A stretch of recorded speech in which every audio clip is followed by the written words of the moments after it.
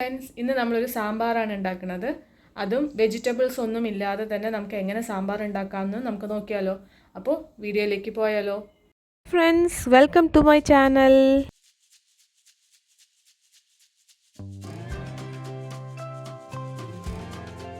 ഇത് വറുത്തരച്ച സാമ്പാറാണ്. അപ്പോൾ അതിനായി തേങ്ങ വറുക്കണം. അതിനായി ഒരു പാനിൽ എണ്ണ ചൂടാക്കി അതിലേക്ക് ഒരു കഷ്ണം കായം ഇട്ടിട്ടുണ്ട്. കായം പൊട്ടിയതിന് ശേഷം നമുക്ക് 2 വെളുത്തുള്ളി ഇട്ട് കൊടുക്കാം. എരിവിനനുസരിച്ച് കപ്പളമുളക്, അതായത് ചുവന്ന മുളക് ഇട്ട് കൊടുക്കാം. അതിൻ്റെ കൂടെ തന്നെ ഉലുവയും കൂടി ഇട്ട് കൊടുക്കുക. ഒരു കുറച്ച് ഉലുവ ഇട്ട് കൊടുത്താൽ മതി. അതും ഒന്ന് ഇളക്കിയ ശേഷം കറിവേപ്പില ഇട്ട് കൊടുക്കാം. ഇതെല്ലാം ഒന്ന് ചൂടായത് നമുക്ക് തേങ്ങ ഇട്ട് കൊടുക്കാം. ഞാനിവിടെ ഒരു അരമുറി തേങ്ങ ഇട്ട് കൊടുക്കുന്നുണ്ട്. ഒരു 1/4 സ്പൂണ് ജീരകം ഇട്ട് കൊടുക്കാം. നല്ല ജീരകമാണിത്. ഈ തേങ്ങ ഇനി നന്നായി വറുത്തെടുക്കണം. ആ സമയം നമ്മുടെ പരിപ്പ് വെന്തോന്ന് നോക്കാം. പരിപ്പെല്ലാം വെന്തിട്ടുണ്ട്. ഇതിലേക്ക് ഞാൻ മഞ്ഞൾപ്പൊടി ഇട്ട് കൊടുക്കുന്നുണ്ട്. ആവശ്യത്തിന് ഉപ്പിടാം. ഇനിയാണ് നമ്മുടെ മെയിൻ ഇൻഗ്രീഡിയൻ്റായ ഉള്ളി ഇട്ടിരിക്കുന്നത്. ഇതൊരു ഉള്ളി സാമ്പാറാണ്. ഇവിടെ ഞാൻ വലിയ ഉള്ളിയാണ് എടുത്തിരിക്കുന്നത്. നിങ്ങൾക്ക് വേണമെങ്കിൽ ചെറിയ ഉള്ളി എടുക്കാവുന്നതാണ്. ഞാൻ 2 വലിയ ഉള്ളിയാണ് എടുത്തിരിക്കുന്നത്. ഈ കുക്കർ അടച്ച് വെച്ച് 2 വിസിൽ അടുപ്പിക്കാം. ഈ തേങ്ങ നന്നായി മൊരിഞ്ഞിട്ടുണ്ട്. ഇനി നമുക്കിതിലേക്ക് മല്ലിപ്പൊടി ഇട്ട് കൊടുക്കാം. ഞാനിവിടെ 2 സ്പൂണ് മല്ലിപ്പൊടിയാണ് ഇട്ട് കൊടുക്കുന്നത്.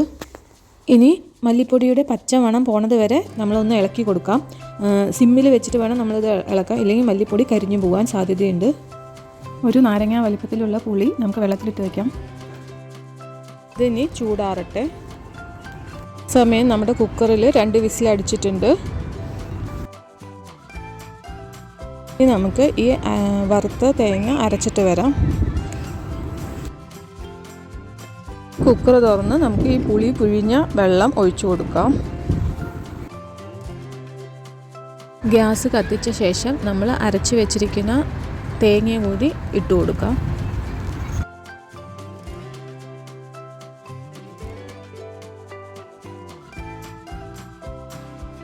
ഇത് നന്നായിട്ട് മിക്സ് ചെയ്ത് കൊടുക്കാം. മിക്സിയുടെ ജാറ് കഴുകി ആ വെള്ളവും കൂടി ഇതിൽ ഒഴിച്ചു കൊടുക്കാം.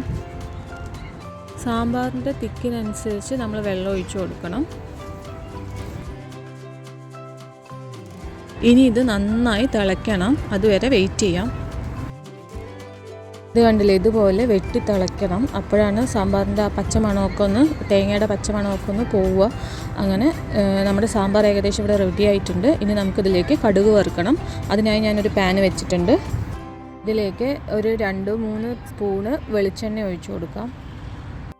വെളിച്ചെണ്ണ ചൂടാവുന്ന സമയത്ത് നമുക്കിതിലേക്ക് കടുക് ഇട്ട് കൊടുക്കാം. കടുക് പൊട്ടിയ ശേഷം നമുക്കതിലേക്ക് കപ്പളമുളക്, അതായത് ചുവന്ന മുളകും കറിവേപ്പിലയും കൂടി ഇട്ട് കൊടുക്കാം.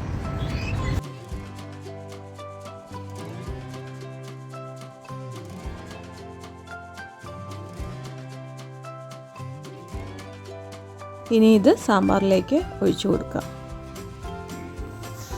അങ്ങനെ നമ്മുടെ സാമ്പാർ റെഡി ആയിട്ടുണ്ട്. അപ്പോൾ ഇനി വെജിറ്റബിൾ ഇല്ല എന്ന് പറഞ്ഞിട്ട് വിഷമിക്കേണ്ട. ഈ ഉള്ളി മാത്രം മതി നമുക്ക് സാമ്പാർ ഉണ്ടാക്കാൻ. അപ്പോൾ നിങ്ങളെല്ലാവരും ഉണ്ടാക്കി നോക്കി ഫീഡ്ബാക്ക് അറിയിക്കാൻ മറക്കരുത്.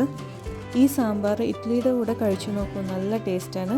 ചോറിൻ്റെ കൂടിയും എല്ലാത്തിൻ്റെ കൂടിയും ഇത് സ്യൂട്ടാവുന്നതാണ്.